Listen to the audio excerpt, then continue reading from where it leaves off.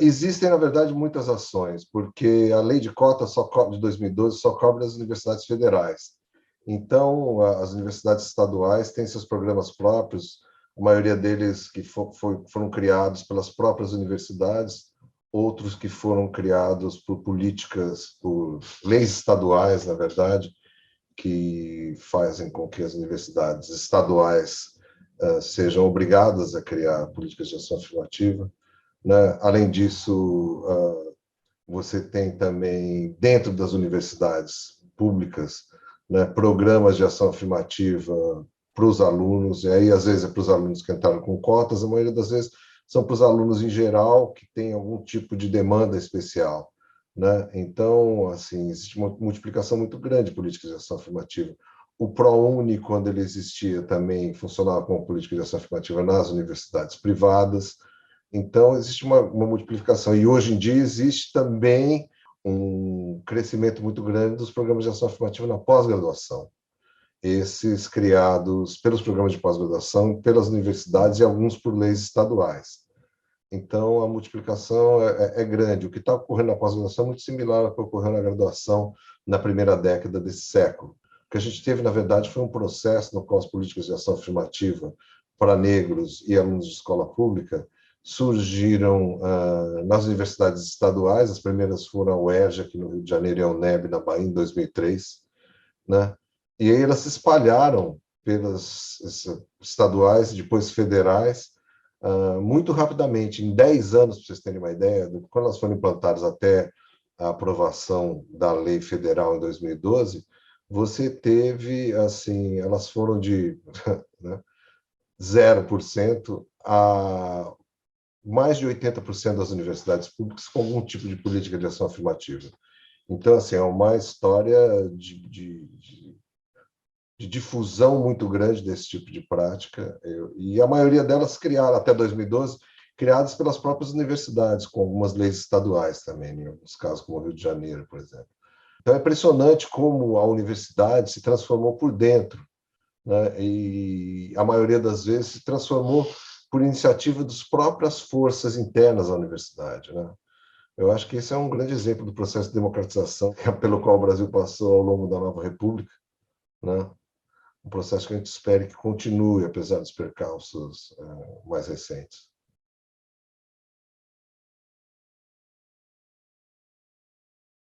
A questão da permanência dos cotistas é um mito gerado pela oposição às cotas, né, na primeira década desse século, que falava que os cotistas não iam ter condições de acompanhar o curso superior. Isso se mostrou inverídico. Na verdade, os estudos produzidos sobre cotas, que geralmente são sobre universidades só, mas foram vários produzidos em várias universidades do Brasil, mostram que os cotistas têm uma taxa de desistência, de abandono da educação superior, do curso em que entram, menor do que os não cotistas, né? O que leva a crer que as pessoas valorizam mais essa conquista do que propriamente, né? Assim, é claro que é uma conjectura minha, porque a gente não mostrou isso diretamente, mas as pessoas provavelmente valorizam mais essa conquista do que os filhos da classe média branca que, né, meio que entram na universidade sem muito propósito. Como eu, por exemplo, entrei na universidade e troquei de curso. Essa coisa do abandono eu acho bobagem. É claro que alunos têm problemas, às vezes, para continuar no curso. Isso ocorre com todo tipo de aluno. Eu acho que existe... Né?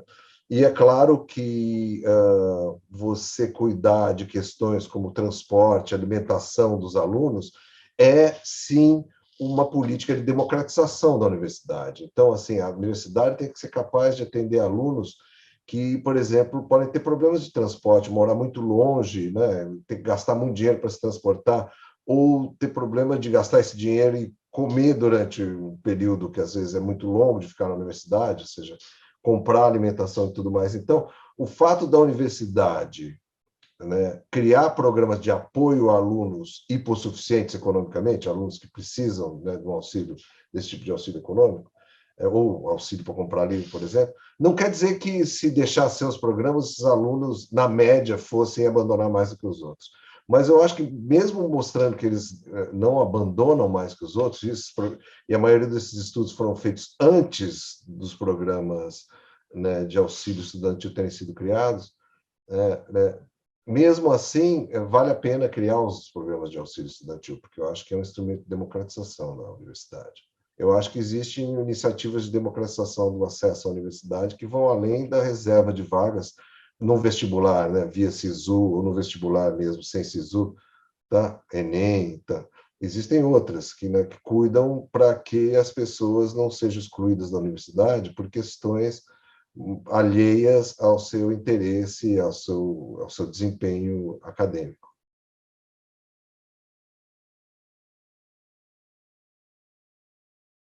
Eu acho que os principais desafios da revisão da lei de cotas são desafios de ordem política, né? Dizem respeito a evitar que pessoas, ou com uma compreensão muito distorcida do que são as cotas, ou do que é a sociedade brasileira, ou com valores muito distorcidos acerca do que deve ser educação pública, se assenhorem do processo e acabem sacrificando as cotas raciais e as cotas para alunos de escola pública, que são conquistas, assim, uma das maiores conquistas, eu acho, que a nova República trouxe para a sociedade brasileira como um todo. E hoje em dia a gente tem no poder uma direita ainda mais canhestra, né? Então esses são os obstáculos, né? Por enquanto eu acho que as cotas estão ganhando, quem defende as cotas estão ganhando, pelo menos nessa seara.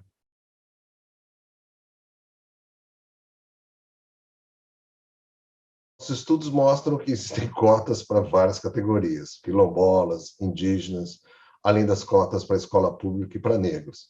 Mas é claro que, assim, vamos dizer, o potencial de transformação social das cotas varia dependendo da proporção populacional de cada um desses grupos, né? Os negros, se você somar pretos e pardos, são mais de 56% da população brasileira hoje em dia, chegando a 57%. Não é uma política para minorias, uma política de minorias. A gente precisa ter claro isso, né? Os indígenas é uma outra questão, é um povo que foi massacrado, exterminado na história do Brasil. E, assim, populacionalmente não são tão importantes, mas eles têm também uma importância simbólica, eu acho muito grande, uma diversidade cultural imensa, né? É uma questão, eu acho que muito mais complexa a ação afirmativa para índios na universidade, para indígenas na universidade, né? De qualquer maneira, assim, os programas hoje em dia contemplam isso. É necessário, acima de tudo, eu acho, a gente ter um acesso mais consistente aos dados, né, sobre as políticas de ação afirmativa nas universidades, para a gente poder falar com mais propriedade acerca de como as políticas estão funcionando. Porque, por exemplo, o GEMA faz muita pesquisa, faz um levantamento anual da ação afirmativa, levando em conta, a gente contabiliza as vagas que as universidades oferecem nos seus programas de ação afirmativa. Elas fazem isso através do seu manual do candidato, de informações nos sites. Então, a gente faz uma coleta imensa de documentos das universidades para ver o que elas, de fato, estão fazendo, né? Quantas vagas elas estão oferecendo. Mas a gente não tem o dado de matrícula, por exemplo. Ou seja, a gente não sabe na outra ponta, depois do vestibular, depois do SISU, depois de todo o processo, se de fato entraram as pessoas, né, na proporção das reservas de vaga. A gente desconfia que sim, em alguma medida, por exemplo, nas federais.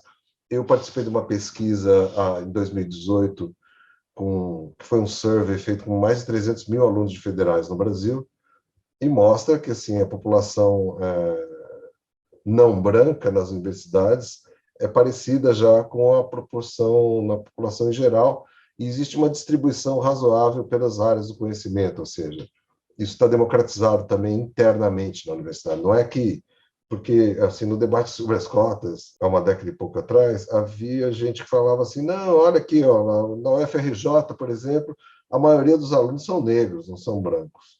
Mas quando você ia ver onde esses alunos estavam, eles estavam nos cursos de humanas, no História Noturno, Pedagogia Noturno, e quando você ia para os cursos mais concorridos, eram cursos monopolizados por brancos. As cotas, elas combatem isso, né? Elas permitem que você garanta a entrada de um número fixo em cada um dos cursos, em cada turno e tudo mais. Isso é fundamental para promover um efeito de maior igualdade, né?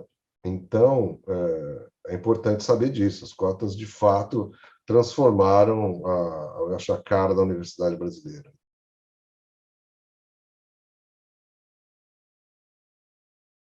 Eu acho que houve uma reeducação do povo brasileiro. Se você olhar as pesquisas, a série de pesquisas, você vai ver que ao longo dos anos, cada vez mais, as cotas são cada vez mais apoiadas, né? Recebem cada vez um apoio cada vez maior por parte da população, inclusive de brancos e negros, né? Cotas sociais, mas também as cotas raciais. Na primeira década aí do século, você teve algumas pesquisas que mostravam que havia já uma maioria favorável a cotas sociais, mas não a raciais, mas a aceitação de cotas raciais aumentou muito, né? Então, as últimas pesquisas mostram que existem maiorias também apoiando as cotas raciais. Dito isso, a cobertura da mídia, como de resto da cobertura, vou falar da grande mídia brasileira, né? Foi um lixo. Um lixo em vários sentidos, na verdade, né?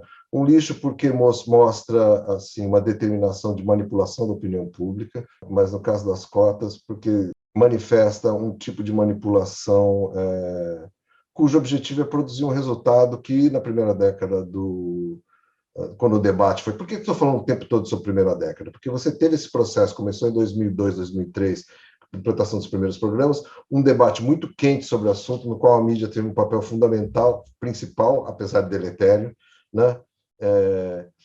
Que foi até 2012 com a declaração de constitucionalidade no Supremo das cotas raciais e a aprovação no Congresso da Lei Federal, também conhecida como Lei de Cotas, que criou o Sistema Federal de Cotas. Então, o debate cresceu muito e aí, chegando perto de 2012, diminuiu, praticamente desapareceu, né? Por que deletério o papel da mídia? Porque a mídia, a gente fez um estudo de todos os textos da grande imprensa publicados sobre cotas raciais na Folha de São Paulo, na grande imprensa não, na Folha de São Paulo e no Globo, né? E você vê claramente que esse movimento que houve de oposição às cotas, liderado por professores universitários, né? Particularmente da UFRJ, da Fiocruz, teve alguns de São Paulo, da USP também, ele não teria existido da maneira que existiu sem o apoio da imprensa, que noticiava esses caras, essas pessoas, publicava muitos artigos deles, apesar deles não produzirem nenhum estudo acadêmico sobre o assunto, né? Conferia autoridade e voz a essas pessoas, né, de uma maneira desproporcional. E o Globo, acima de tudo, mantendo uma proporção de artigos e textos publicados contra as cotas muito maior do que a proporção de textos favoráveis nesse debate. A Folha de São Paulo também fez esse controle, também teve um perfil, um papel de divulgar muito o que essas pessoas faziam. Teve uma cobertura um pouco mais equilibrada que o do Globo, no entanto, né? Assim, permitiu que uma proporção um pouco menos desigual de textos favoráveis e textos. Eu tenho tudo isso publicado em estudos acadêmicos, em artigos, tá? Agora, por fim, depois, no momento mais recente, a Folha de São Paulo, o Globo continuou assim, num baixo nível de atividade em relação ao tema.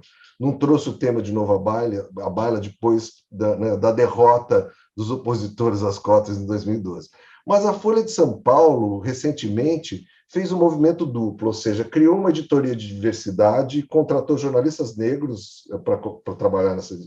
E, ao mesmo tempo, contratou, né, não sei como faz esses contratos, hoje em dia, convidou colunistas para escreverem contra as cotas. Eu não sei por quê, qual é a ideia por trás desse projeto, mas assim, houve uma certa regressão ao passado no debate nas páginas da Folha. Agora ficou um pouco mais calmo, né? Assim, o pessoal lá da editoria de diversidade continua trabalhando, parece que produzindo os artigos dele. Mas assim, a Folha, assim, publicar artigos de gente negacionista, que fala que o racismo não é importante, que as cotas produzem, de novo, não tem efeito, ou produzem racismo, ou são em si medidas racistas. Todas essas imprecisões, né, são imprecisões conceituais, às vezes inverdades mesmo, fáticas, né? Elas voltam à baila, porque quando você abre o microfone, metaforicamente falando, ou seja, abre espaço para uma pessoa escrever um artigo de opinião, ela pode falar o que ela quer, né? E é o que muitos fazem.